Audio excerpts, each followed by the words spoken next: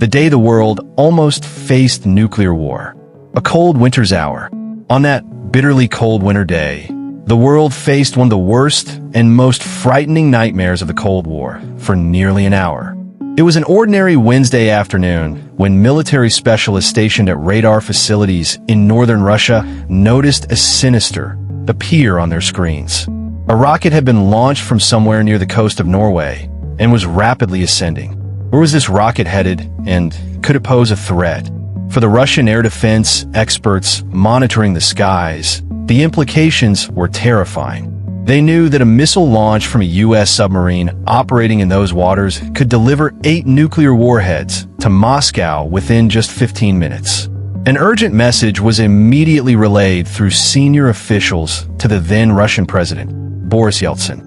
Boris Yeltsin became the first leader in the world to activate the nuclear briefcase, a device containing the instructions and technology required to launch nuclear weapons.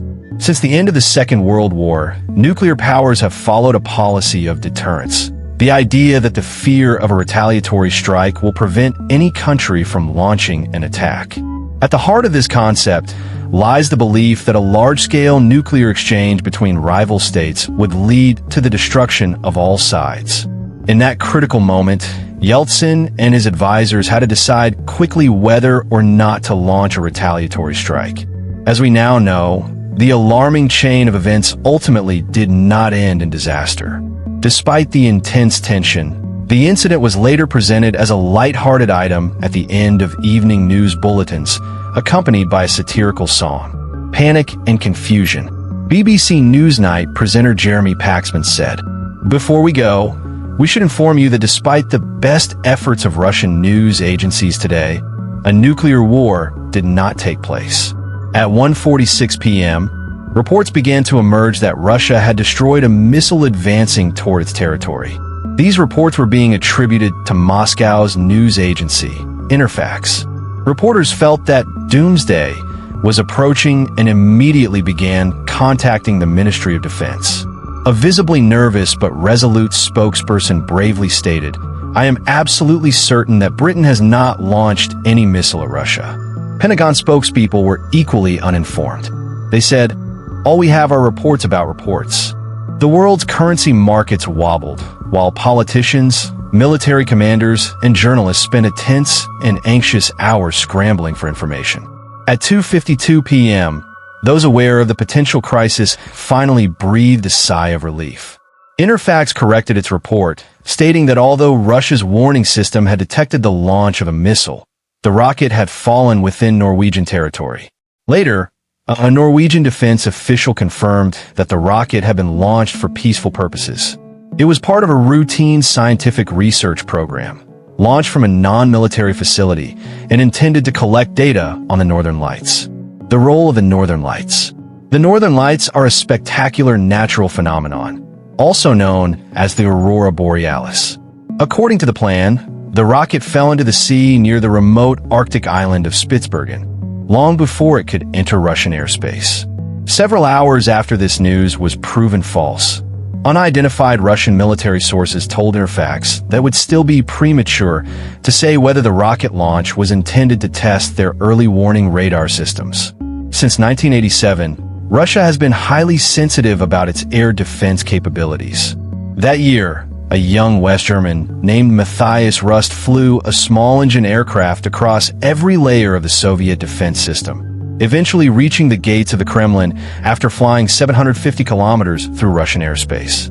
The Cold War was already over, but this incident indicated that some Russian officials remained deeply concerned about nuclear threats. Norwegian scientist Kolbjorn Adolfsson was in a meeting when the panic-filled calls began. He recalled, "When I realized how much attention our routine launch had received, I became frightened." What was even more surprising was that Norway had informed Moscow of the missile launch plan several weeks in advance.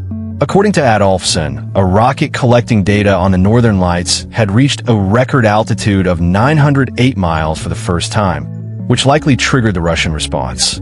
However, he added, nobody should have been surprised because on December 14th, the Norwegian Ministry of Foreign Affairs had sent messages to all relevant countries about the planned rocket launch.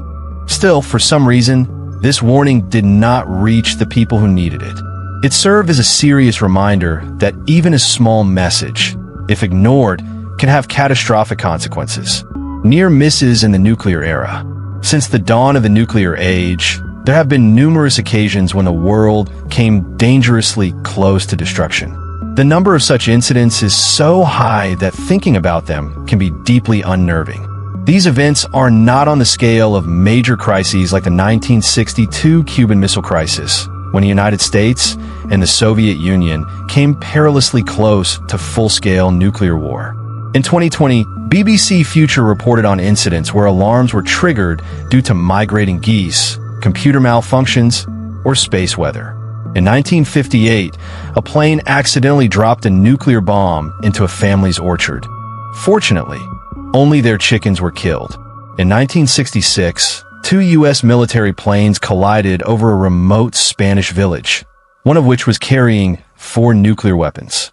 A near miss occurred as recently as 2010, when the U.S. Air Force lost contact with 50 of its missiles. Afterward, there was no way to track them, nor any automated system to prevent their launch. A dangerous moment. At the time, many in Russia dismissed Yeltsin's announcement as mere showmanship, rejecting the claim that he had used the nuclear briefcase for the first time. Russians believed the claim was a diversion from the Chechen War. The next day, Yeltsin told the Interfax news agency, "I really did use my black briefcase for the first time yesterday, the one with the button that is always with me.